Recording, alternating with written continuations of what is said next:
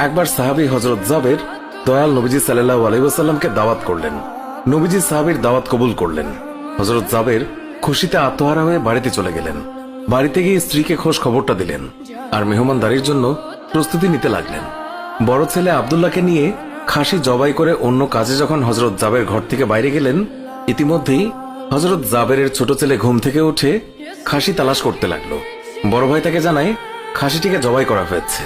ছোট ভাই বায়না ধরলো, খাসি কিভাবে জবাই করে আমাকে তা দেখাও। অগত্যা বড় ভাই ছুরি হাতে করে ঘরের পেছনে গিয়ে বলল, এখানে জবাই করা হয়েছে। ছোট ভাই জানতে চাইল কিভাবে। বর্ণনা করে বোঝাতে না পেরে অবশেষে বড় ভাই বলল, তাহলে তুমি মাটিতে শুয়ে পড়ো, আমি তোমাকে দেখাই। ছোট ভাই মাটিতে শোয়ার পর বড় ভাই তার গলায় ছুরি চালিয়ে জবাই করার নমুনা দেখাতে গিয়ে ছোট ভাইকে সত্যি সত্যি জবাই করে ফেলল।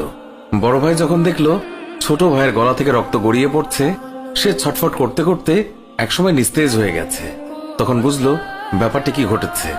আতঙ্কিত হয়ে সে নিকটবর্তী খেজুর গাছের চূড়ায় উঠে আত্মগোপন করে রইল। এদিকে হযরত জাবের পুত্রদের খোঁজে বাড়ির পেছনে এসে ছোট ছেলের অবস্থা দেখে থমকে গেলেন। অতঃপর তাকে বুকে করে স্ত্রীর কাছে গিয়ে বললেন, তাড়াতাড়ি একটি কম্বল নিয়ে এসো, বাচ্চাটিকে শুইয়ে দিই। স্ত্রী রক্তমাখা সন্তানের লাশ দেখে চিৎকার করে কাঁদতে লাগলেন। কিন্তু স্বামী হযরত জাবের তাকে সান্ত্বনা দিয়ে বললেন, আজ আমাদের শোক প্রকাশ করার দিন নয়, আজ দুঃখ দেখলে নবীজিও দুঃখিত হবেন। অতএব ধৈর্য ধারণ করো, কষ্ট করে হলেও মুখে হাসি ফুটিয়ে তোলো। তারপর তারা দুজনে মিলে ছোট ছেলেকে কম্বলে মুড়ে রান্নাঘরের পেছনে রেখে আসলেন। স্ত্রী রান্নার কাজে মন দিলেন। হযরত জাবের বের হলেন বড় পুত্র আব্দুল্লাহর খোঁজে। বাড়ির পেছনে গিয়ে ছেলের নাম ধরে জোরে ডাক দিলেন। গাছের উপর আত্মগোপন করে বড় ছেলে সব ঘটনা প্রত্যক্ষ করছিল আর ভয়ে কাঁপছিল।